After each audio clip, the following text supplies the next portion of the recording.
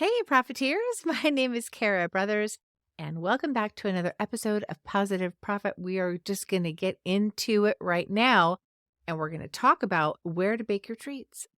Are you allowed to bake them at home? Do you need an approved kitchen? Do you need a commercial kitchen? I'm going to lay this whole thing out for you so you can figure out some of the things that you need to do to find out so that you have a legally sound and thriving dog treat business, because that is my goal for you. And episode by episode, little by little, I help break it down so that you can go forth and sell dog treats and make happy dogs and make money as well. Before we get into the episode, I would be so honored and pleased if you would subscribe to my channel. And if you're watching me on YouTube and you have seen some of my other videos, please subscribe. That really helps me. Like the episode, even comment on it. The comments also help me as well. If you're listening to me on a podcast, thank you so much. Wherever you're listening, whether it's Spotify or iHeartRadio, TuneIn, Alexa, Apple Podcasts, leave a review for the show wherever you are listening. That would help me tremendously. Let's get into it.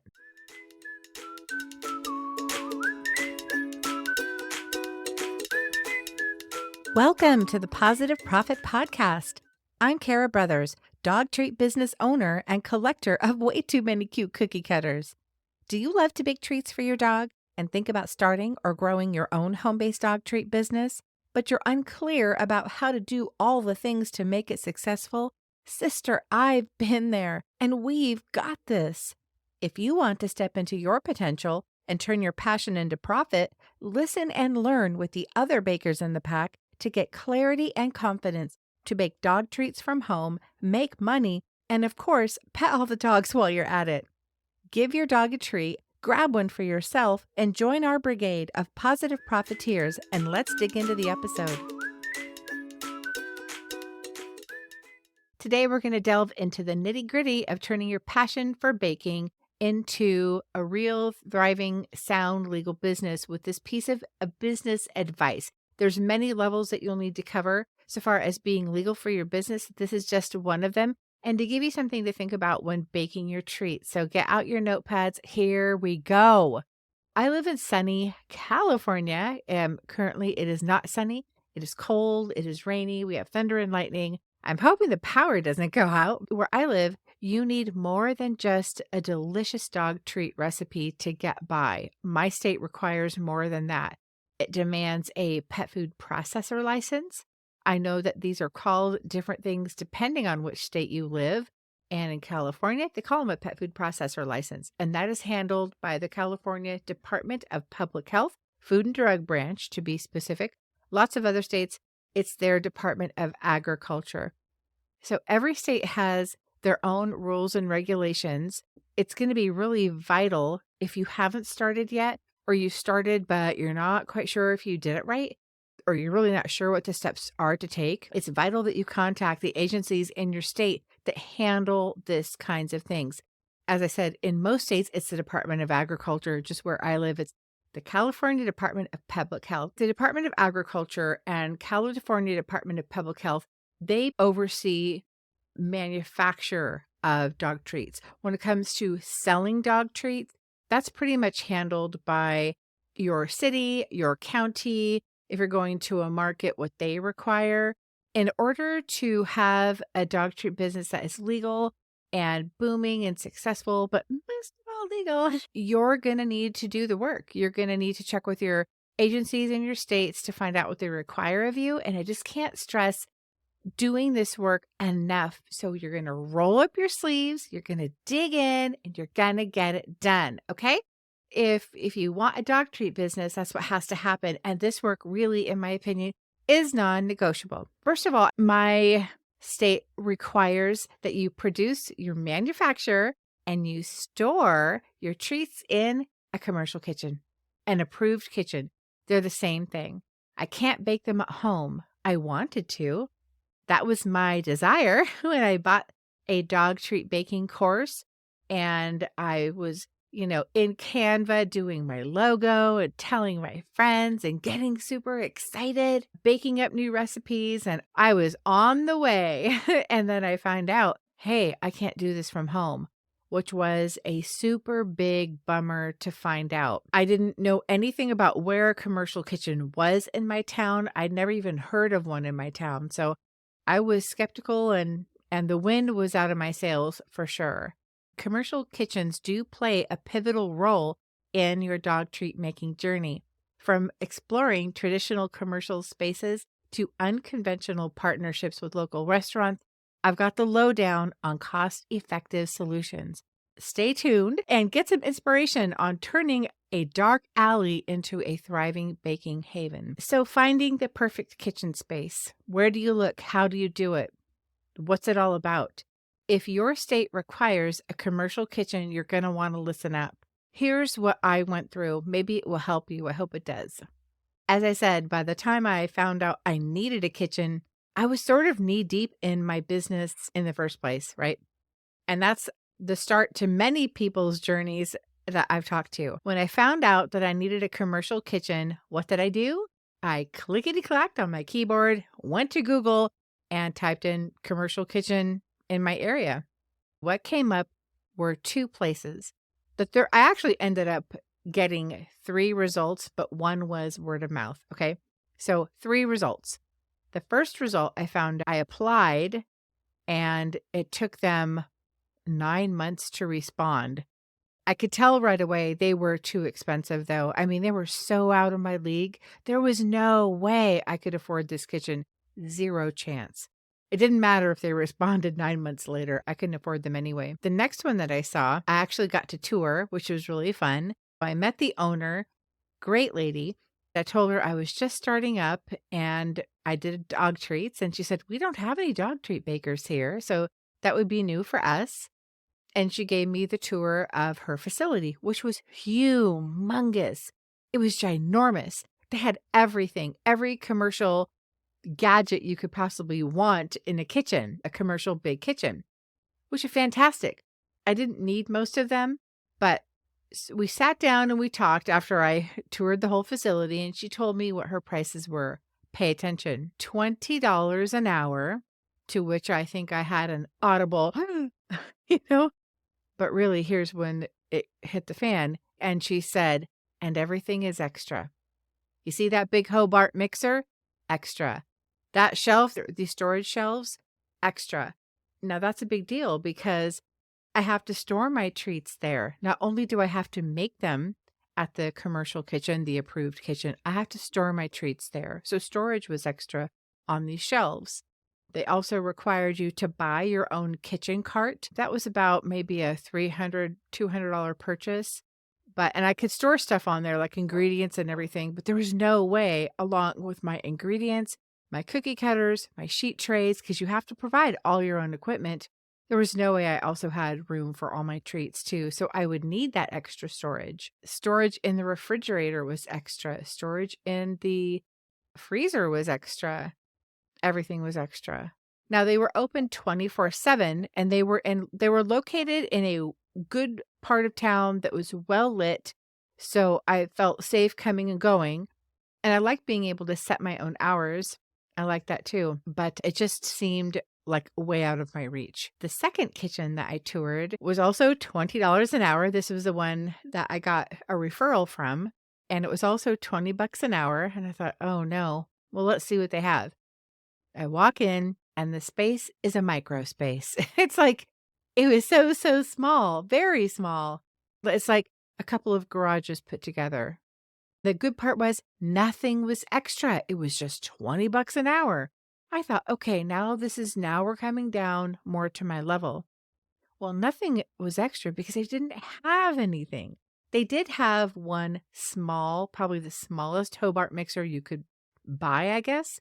They had 2 great ovens, but one didn't work. And they were all like low to the ground, like super low. And they didn't have many racks. They were in a bad part of town.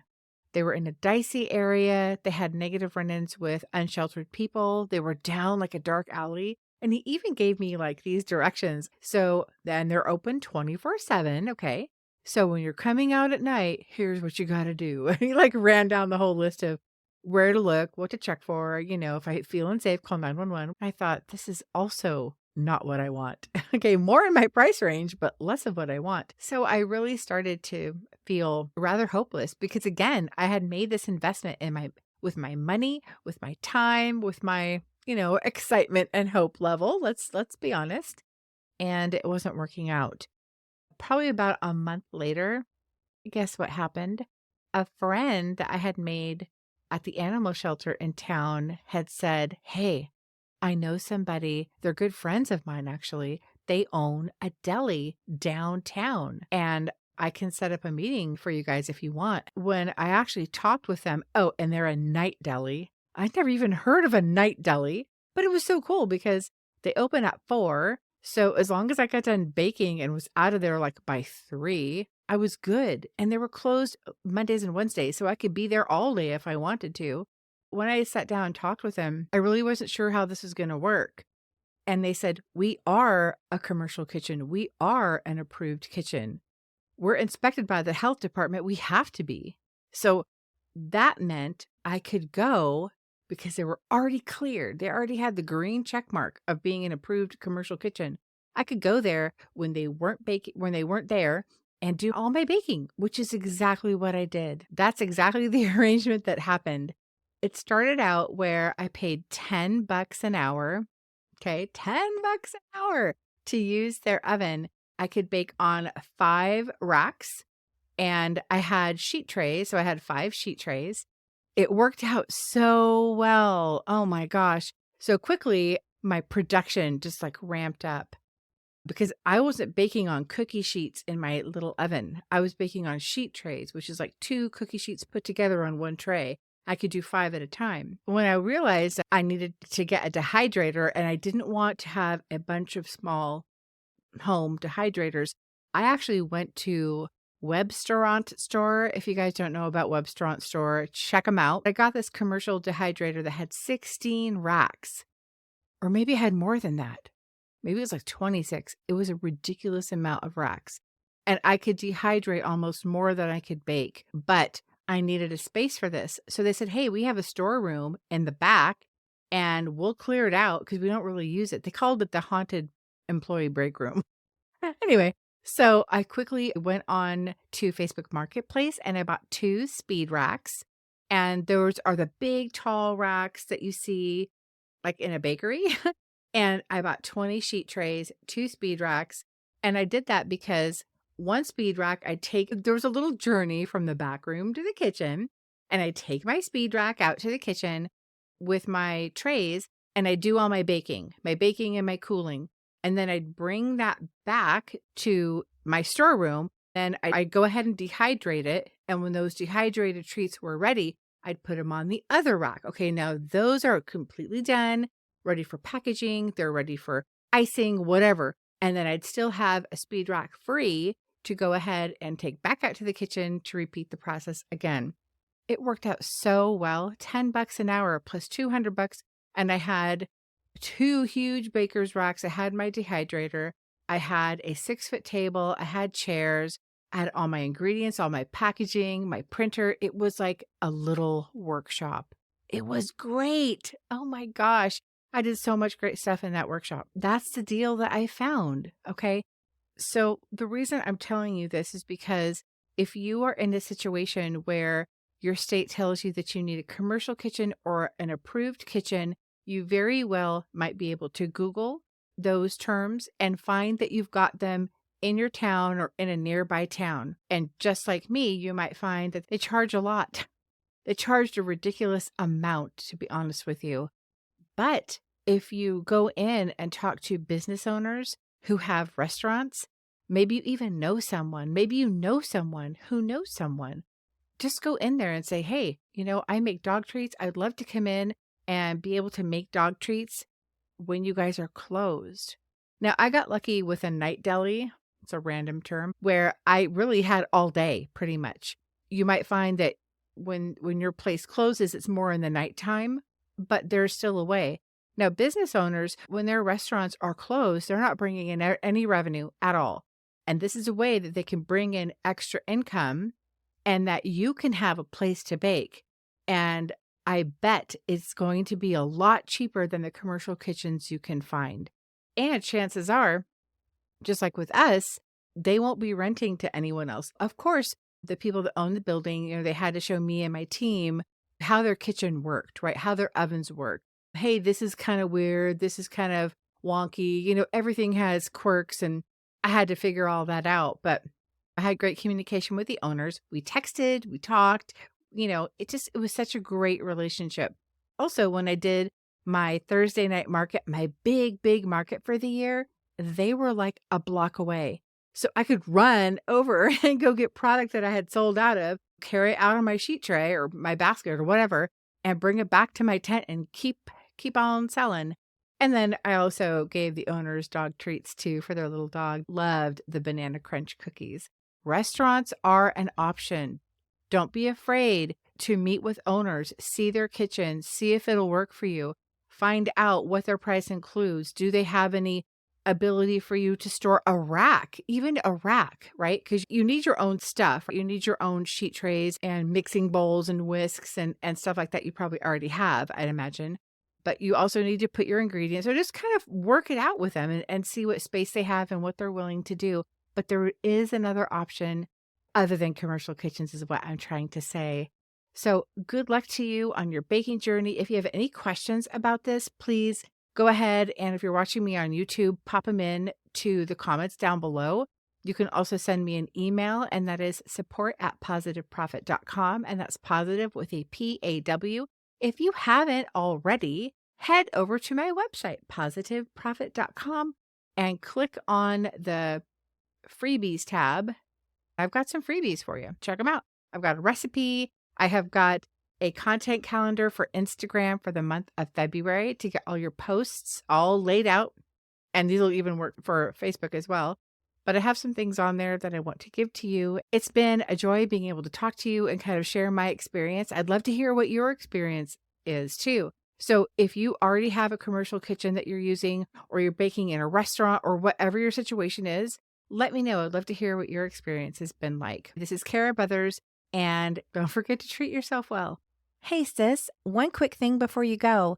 If this podcast episode helped or blessed you in some way, the number one way you can pay it forward is to head over to Apple Podcasts and search for my show, Pawsitive Profit. Leave me a review and subscribe to the channel. Your heartfelt messages of gratitude impact me so much and bring me such massive joy. I would be so appreciative. Don't forget to join the free Facebook community at facebook.com/groups/start a dog treat business. And send me your juicy questions at positiveprofit.com. I positively appreciate you and look forward to connecting with you again soon. Until then, don't forget to treat yourself well.